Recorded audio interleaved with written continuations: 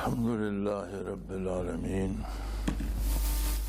والصلاة والسلام علی حبیبہ محمد وآلہ وصحبہ اجمعین۔ اعوذ باللہ من الشیطان الرجیم، بسم اللہ الرحمن الرحیم۔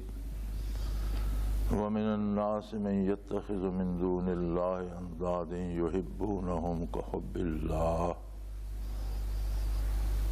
والذین آمنوا اشد حبا للہ ولو الذین ظلموا اذ یرون العذاب ان القوة للہ جميعا وان اللہ شدید العذاب۔ اذ تبرأ الذین اتبعوا من الذین اتبعوا ورأوا العذاب وتقطعت بهم الاسباب۔ وقال الذين اتبعوا لو أن لنا كرة فنتبرأ منهم كما تبرؤوا منا كذلك يريهم الله أعمالهم حسرات عليهم وما هم بخارجين من النار۔ يا أيها الناس كلوا مما في الأرض حلالا طيبا ولا تتبعوا خطوات الشيطان انہ لکم عدو مبین۔ اللہم سبحانک لا علم لنا الا ما علمتنا انک انت العلیم الحکیم۔ مولایا صلی وسلم دائما ابدا علی حبیبک من زانت بہ القلوب۔ ومن الناس من يتخذ من دون اللہ اندادا یحبونہم کحب اللہ۔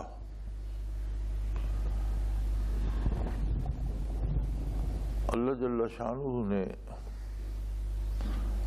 اپنی وحدانیت اور قدرت کاملہ کی نشانیوں کا ذکر فرمایا، پھر نور نبوت کا ذکر فرمایا اور تعلیمات و برکات نبی کریم صلی اللہ علیہ وسلم کا ذکر فرمایا، اور پھر ارشاد فرمایا کہ اس کے باوجود کچھ لوگ ایسے ہیں جو اللہ جل شانہ کے علاوہ دوسروں سے امیدیں وابستہ کر لیتے ہیں۔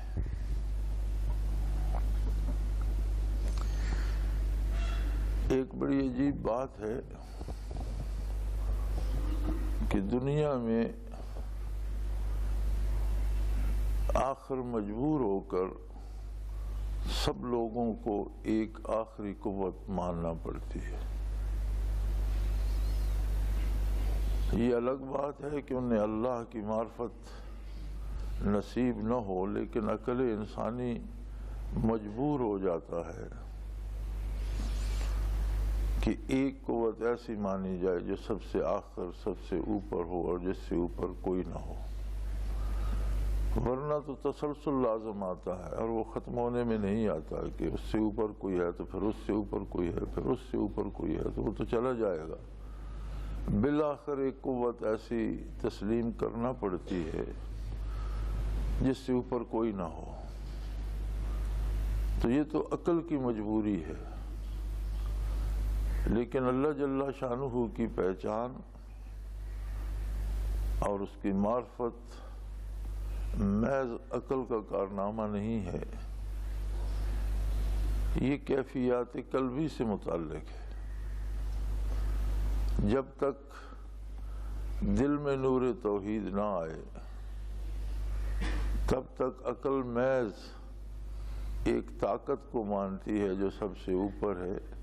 وہ کون ہے، وہ کیسا ہے، اس کی ذات کیسی ہے، اس کی صفات کیسی ہیں، اس سے محروم رہتی ہے۔ پھر لوگ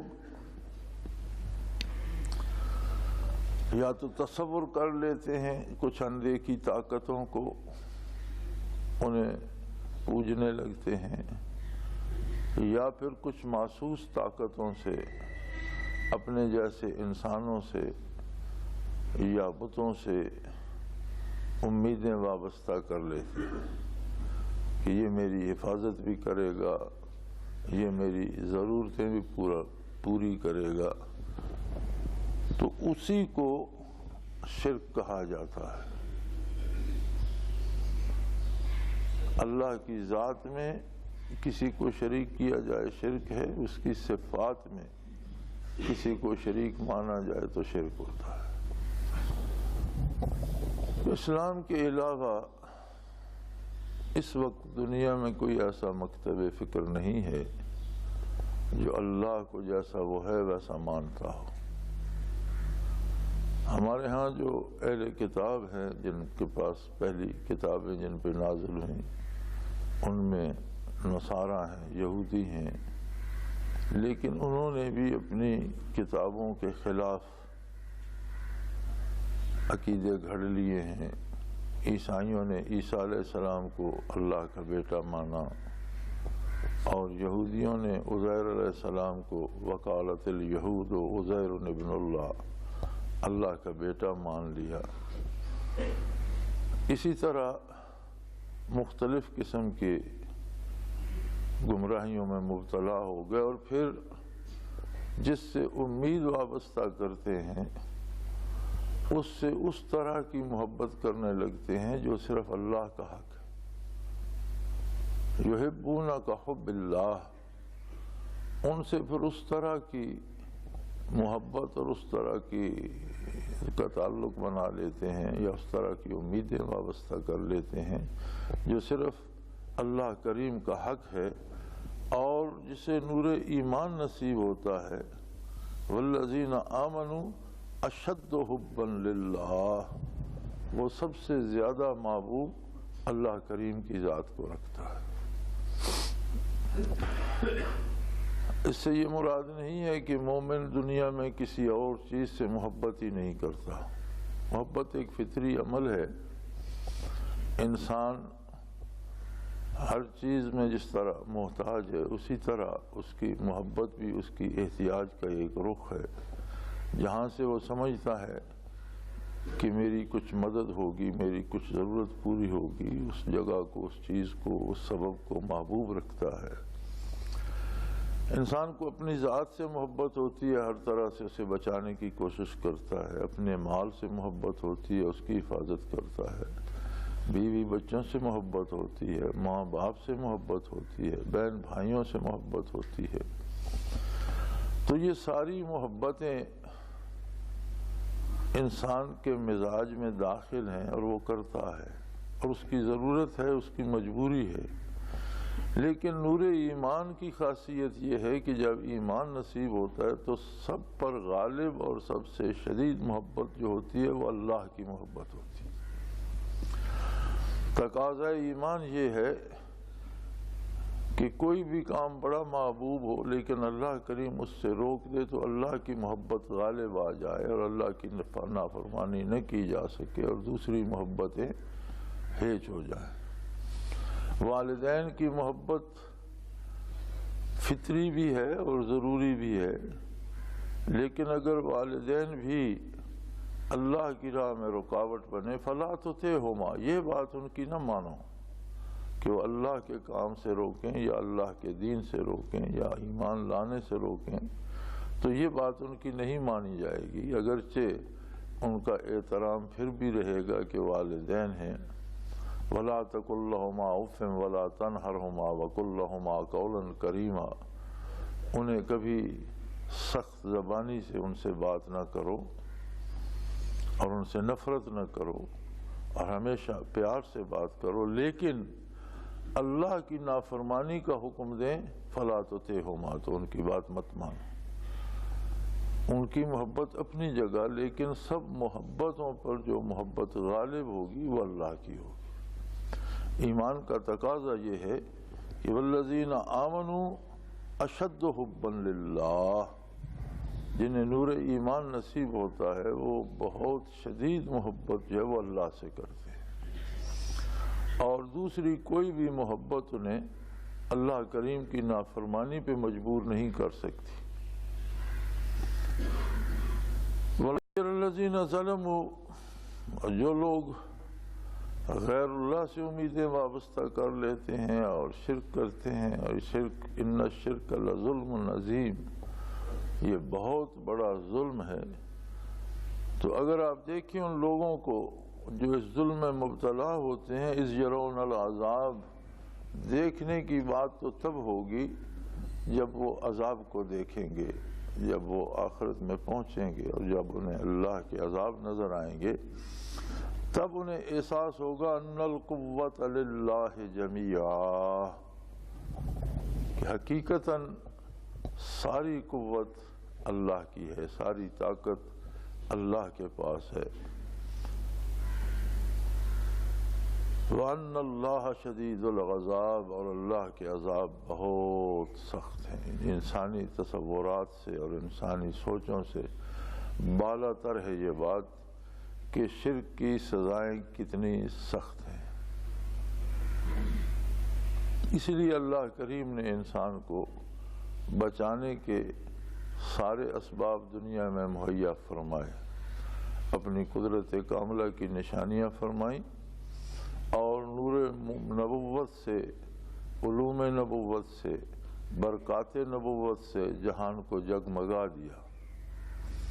اب اس کے بعد بھی کوئی آنکھیں بند کر کے روشنی سے دامن چرا کر تاریکیوں کا سفر کرتا ہے، شرک میں مبتلا ہوتا ہے اور اللہ کی نافرمانی میں مبتلا ہوتا ہے، تو یہ پھر اس کا اپنا اختیار کردہ راستہ ہے، اور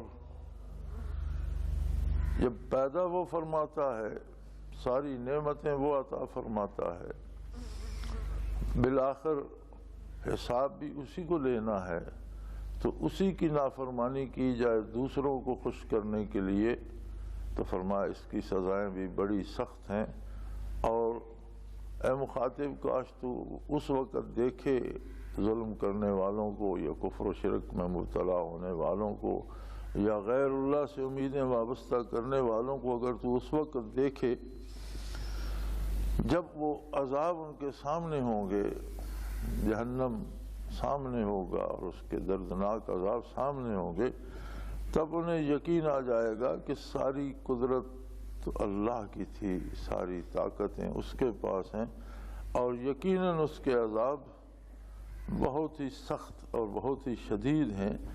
اس وقت پھر وہ یہ کوشش کریں گے کہ جو لوگ پیروی کرتے تھے، جو لوگ پیروکار بنے ہوئے تھے، ان کے جو انہیں کفر و شرک کے راستوں پہ چلاتے تھے، وہ کہیں گے جی ہم ان سے بالکل بیزار ہیں، ہم ان کی بات آئندہ نہیں مانیں گے، انہوں نے ہمیں تباہی کے دہانے پہ لا کھڑا کیا۔ اِذْ تَبَرَّأَ الَّذِينَ اتُّبِعُوا مِنَ الَّذِينَ اتَّبَعُوا، جب پیروکار اپنے پیش رووں سے بیزاری کا اعلان کریں گے اور یہ کہیں گے لَوْ أَنَّ لَنَا كَرَّةً، کاش ہمیں ایک دفعہ پھر دنیا میں جانا نصیب ہو جائے، لَوْ أَنَّ لَنَا كَرَّةً، ایک دفعہ ہمیں واپسی کی اجازت مل جائے، وہی دار دنیا ہو، وہی شب و روز ہوں، وہی ضرورتیں ہوں ہماری، وہی ہم ہوں، اور پھر ہم ان سب سے بیزار ہو کر صرف اللہ کو پکاریں اور اس سے امید رکھیں اور اس سے محبت کریں۔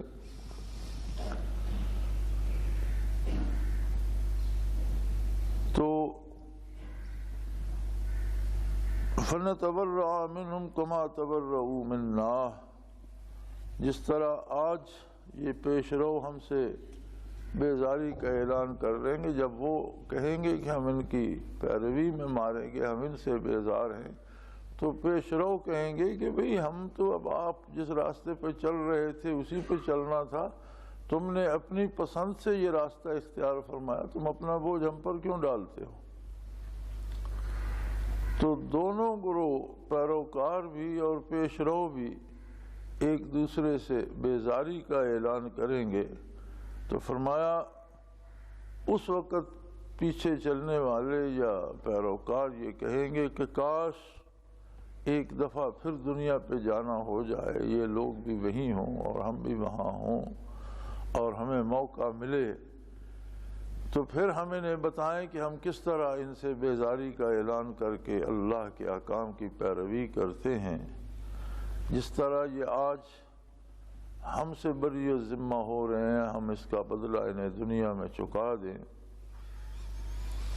فرمایا کذالک یریہم اللہ اعمالہم حسرات علیہم، اس طرح اللہ ان کے اعمال کو ان کے لیے باعث حسرت بنا دے گا۔ انہیں اس وقت دکھ ہوگا اور ان کے دل میں حسرت پیدا ہوگی کہ ہم کیا ظلم کرتے رہے، کاش ہمیں اب موقع مل جائے تو ہم اس کی اصلاح کر لیں۔ تو یہ صرف حسرت ہی ہوگی، دوبارہ دنیا میں لوٹنا نہیں ہوگا کسی کا۔ وَمَا هُمْ بِخَارِجِينَ مِنَ النَّارِ، ان کی یہ تمنائیں اور آرزوئیں انہیں دوزخ سے نکال نہیں سکیں گی۔ اگر آخرت عیاں ہو، اگر عذاب و ثواب سامنے ہوں، جنت و دوزخ سامنے ہو اور اللہ کے فرشتے نظر آتے ہوں، تو کون ایسا ہے جو اللہ کی نافرمانی کرے گا؟ اصل آزمائش تو ایمان بالغیب کی ہے کہ اللہ کے رسول صلی اللہ علیہ وسلم نے جو حق پہنچایا وہ اللہ کے حبیب پر اعتماد کر کے اسے کوئی قبول کرتا ہے یا نہیں۔ اور اگر اس نے رسول اللہ صلی اللہ علیہ وسلم کی بات قبول نہ کی تو رسول اللہ صلی اللہ علیہ وسلم کی بات تو اللہ کی بات ہے۔ ما ینطق عن الہوی ان ہوا الا وحی یوحی، دین کے معاملات میں اللہ کا حبیب اپنی پسند سے کوئی بات ارشاد نہیں فرماتا، وہی کچھ آگے پہنچاتا ہے جو اللہ کی طرف سے وحی ہوتی ہے۔ تو گویا حضور اکرم صلی اللہ علیہ وسلم کے ارشادات عالیہ کو ٹھکرانا اللہ کریم کی بات کو ٹھکرانا ہے۔ اب درمیان میں دنیا کا ایک حجاب ہے، ایک پردہ ہے۔ اللہ تو ہر جگہ ہر وقت موجود ہے، لیکن دنیا کا پردہ ہماری آنکھوں پر ہے، ہمارے علم پر ہے، ہماری استعداد پر ہے۔ جب یہ دنیا کا پردہ ہٹ جائے گا، آدمی دنیا سے آخرت کو سفر کر جائے گا تو اسے موت کے فرشتے بھی نظر آنا شروع ہو جاتے ہیں، مرنے سے پہلے کافر کو بھی نظر آ جاتے ہیں، اس سے بات بھی کرتے ہیں، اسے کہتے ہیں فیما کنتم، تمہیں اللہ نے اتنی زندگی دی تھی، تم 50 60 70 سال 100 سال دنیا میں رہے، کیا کرتے رہے؟ فیما کنتم، تم کیا کرتے رہے، کس شغل میں لگے رہے؟ تو قرآن کریم سوال و جواب بتاتا ہے اس وقت کے کہ وہ کافر کہتا ہے ہم تو کمزور لوگ تھے، کننا مستضعفین فی الارض، ہم کمزور لوگ تھے بھائی، جیسے ہمیں چلانے والے ہمارے لیڈر یا حکمران یا ہمارے پیش رو جدھر ہمیں چلاتے رہے، ہم میں تو انکار کی قوت نہیں تھی، مجبوراً ہم ان کے پیچھے چلتے رہے۔ تو فرشتے کہتے ہیں لم تکن ارض اللہ واسعہ، کیا اللہ کی زمین وسیع نہیں تھی؟ جہاں آپ حق پر نہیں چل سکتے تھے اور آپ کو زبردستی کفر پر چلایا گیا تو آپ وہ جگہ چھوڑ دیتے۔ فَلِمَ تُهَاجِرُوا فِيهَا، تم وہ جگہ چھوڑ کر کہیں اور ہجرت کیوں نہیں کر گئے؟ ایسی جگہ چلے جاتے جہاں اللہ کی اطاعت مشکل نہ ہوتی، کوئی روکنے والا نہ ہوتا۔ تم ایسے لوگوں میں کیوں جا بسے کہ جہاں ظلم ہی ظلم ہے، جہاں نفرت ہی نفرت ہے، جہاں شرک ہی شرک ہے، جہاں کفر ہی کفر ہے۔ اس میں ایک اصول یہ بھی بتایا جا رہا ہے کہ دنیاوی زندگی میں انسان کو کوشش کرنی چاہیے کہ وہ نیک بندوں کے ساتھ رہے اور بدکاروں سے بچے۔ چہ جائے کہ یہاں ہمارا معاملہ ہی الٹ ہے، ہم دنیاوی چند سکوں کے لیے دارالاسلام کو چھوڑ کر دارالکفر میں جانے کی صحیح کرتے ہیں، لاکھوں روپے دے کر جاتے ہیں، بڑی مشکلوں سے پہنچتے ہیں، اور جب وہاں پہنچتے ہیں تو پھر یہ شکوہ ہوتا ہے کہ یہ کھانا بھی حلال نہیں ملتا، بچے آوارہ ہو گئے ہیں، اولاد کنٹرول نہیں ہوتی، بچے آوارہ ہو گئے، ہم کیا کریں؟ بھئی آپ نے خود یہ سودا خریدا، پھر اس میں رونے کی کیا بات ہے؟ اصول تو یہ تھا کہ جہاں نیکی آسان تھی، جہاں نیک لوگوں کی محفلیں میسر تھیں، آپ دارالکفر سے بھی اور مشرکین کے علاقوں سے بھی سفر کر کے وہاں جمع ہوتے اور زندگی کو اللہ کی مرضیات کے مطابق گزارنے کی کوشش کرتے۔ زندگی کا مقصد دولت کے انبار جمع کرنا نہیں ہے، اس لیے کہ کسی نے زر و جواہر کو اور مال و دولت کو اٹھا کر ساتھ نہیں لے جانا۔ نہ یہ سکہ آخرت کے بازار میں کام آئے گا، نہ وہاں اس کی کوئی حیثیت ہوگی۔ تو ہمیں چونکہ جانا ہے تو زاد سفر دولت دنیا نہیں ہوگی، زاد سفر اللہ کی اطاعت اور اللہ کے حبیب صلی اللہ علیہ وسلم کا اتباع ہوگا۔ تو حقیقتاً کمانے والی دولت تو وہ ہے۔ بندہ کوشش کرے کہ جہاں ممکن نہیں ہے دارالکفر سے دارالاسلام میں آئے، وہاں آئے جہاں اسلام پر عمل آسان ہے، وہاں آئے جہاں اسلامی علوم ملتے ہیں، وہاں آئے جہاں اسلام پر عمل کرنے والے لوگ ملتے ہیں، وہاں پہنچے جہاں اللہ کا قرب نصیب ہوتا ہے، اللہ کے نیک بندے بستے ہیں، وہاں جائے تاکہ وہاں سے زاد آخرت کما سکے۔ تو ہمارا آج کا جو ماحول ہے اس میں ہمارا مزاج ہی بدل گیا ہے، الٹ ہو گیا ہے کہ ہم جہاں رزق حلال میسر ہو سکتا ہے، جہاں نیکی پر عمل کرنے میں کوئی رکاوٹ نہیں، باوجود ہزار خرابیوں کے کوئی کسی کو عبادت سے نہیں روکتا، کوئی کسی کو حلال کمانے حلال کھانے سے روکتا تو نہیں ہے، کوئی کسی کو اذان سے نماز سے روزے سے روکتا تو نہیں ہے۔ کم از کم یہ رعایت تو ہے کہ لوگ نہیں کرتے، جو نہیں کرتے وہ بد نصیب ہیں، لیکن جو کرنا چاہیں انہیں کوئی روکتا تو نہیں۔ تو ایسی جگہوں کو چھوڑ کر وہاں جانا کہ جہاں کھانے کو حرام ملے، پینے کو حرام ملے، جہاں حلال دستیاب ہی نہ ہوتا ہو، حلال تلاش کرنا ہی مشکل ہو جائے، اور صرف ایک فائدے کے لیے کہ وہاں دولت دنیا جو ہے وہ یہاں کی نسبت زیادہ ملتی ہے، تو یہ اصول حقیقتاً اپنے آپ کے ساتھ زیادتی ہے۔ اور اس کا پتہ تب چلے گا جب آخرت میں حقائق سامنے ہوں گے، تو پھر دل میں حسرتیں پیدا ہوں گی کہ کاش ایسا نہ کیا ہوتا، کاش وہ نہ کیا ہوتا۔ لیکن اس وقت کچھ نہیں ہو سکے گا۔ کافر و مشرک صرف حسرتیں اور بھی ان کا دل دکھانے کو ہوں گی، حسرتیں انہیں دوزخ سے نکال نہیں سکیں گی۔ وما ہم بخارجین من النار، ان کی یہ حسرتیں انہیں عذاب سے چھڑا نہیں سکیں گی۔ تو زندگی اللہ نے جو دی ہے یہ بہت بڑی نعمت ہے، اور موت زندگی سے اول ہے۔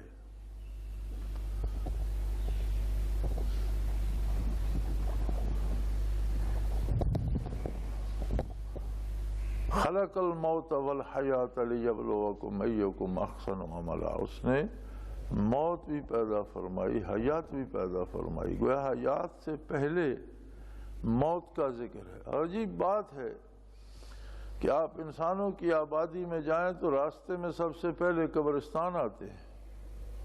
ہر آبادی کے باہر، آبادی میں داخل ہونے سے پہلے عموماً قبرستان ملتے ہیں۔ موت مقدم ہے زندگی سے، اور زندوں سے پہلے مردوں کی بستیاں نظر آتی ہیں۔ اس کے باوجود انسان بھول جاتا ہے اپنے آپ کو، یہ خیال نہیں کرتا کہ کل مجھے بھی یہاں زیر زمین ہونا ہے اور آخرت میں جانا ہے، اور وہ اعمال، وہ دولت، وہ چیزیں جمع کروں جو میرے ساتھ میری قبر میں جائیں، آخرت میں جائیں، اللہ کی بارگاہ میں مجھے سرخرو کریں۔ تو اگرچہ یہ حال کافروں کا ہے، نور ایمان کی برکت یہ ہے کہ کسی مومن کو بطور سزا جہنم میں جانا بھی پڑا تو اس کے لیے ہمیشگی نہیں ہوگی، اللہ معاف فرما دیں گے۔ بہت سے لوگ نیک لوگوں کی، انبیاء، اولیاء، صلحاء کی سفارش سے چھوٹ جائیں گے، بہت سے لوگ معصوم بچوں کی سفارش سے چھوٹ جائیں گے، لیکن جسے جانا بھی پڑا وہ بھی اپنی سزا اللہ معاف کر دے یا پوری کر لے تو اسے بھی جہنم سے رہائی مل جائے گی۔ ایمان کی برکت یہ ہے کہ مومن کبھی ہمیشہ جہنم میں نہیں رہے گا، لیکن جہنم کے کچھ لمحات بھی پھر اسے ابد الآباد یاد رہیں گے۔ تو کفر ایسی مصیبت ہے اور شرک ایسی مصیبت ہے کہ کبھی جہنم سے رہائی نصیب ہی نہ ہوگی، نہ کوئی اس کی شفاعت کر سکے گا، نہ کوئی اس کی سفارش کر سکے گا، نہ کسی کی دعا اس کے حق میں قبول ہوگی، نہ دعا کرنے کی اجازت ہی دی جائے گی، بلکہ قرآن نے منع کر دیا ہے کہ اگر کوئی کفر پر مر جاتا ہے تو اس کے لیے دعا کرنا جائز ہی نہیں ہے۔ تو زندگی کے لمحات کو قیمتی سمجھنا چاہیے جیسا کہ وہ قیمتی ہیں، اور کوشش کی جانی چاہیے کہ اکثر وقت ایسے لوگوں میں گزرے جو اللہ کے اطاعت گزار بندے ہوں، نیکوں کی صحبت سے نیکی نصیب ہوتی ہے، صحبت صالح ترا صالح کند، صحبت طالع ترا طالع کند، نیکوں کی صحبت تجھے نیک بنا دے گی اور بدکاروں کی صحبت تجھے بھی بدکاری کی طرف لے جائے گی۔